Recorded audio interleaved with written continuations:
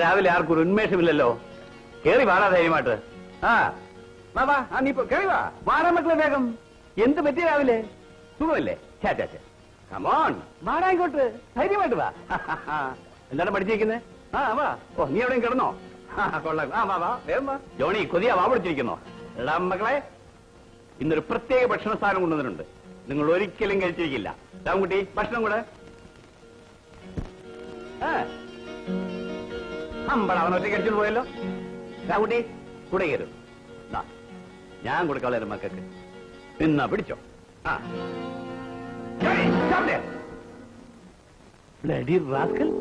നീ മാത്രം കഴിച്ചാൽ മതിയോടാ, മറ്റുള്ളവർ കഴിക്കണ്ടേ? അവരുടെ കൂടെ ഇതടിപ്പിക്ക്. ജോണി ഇവിടെ പേടിയാണോ?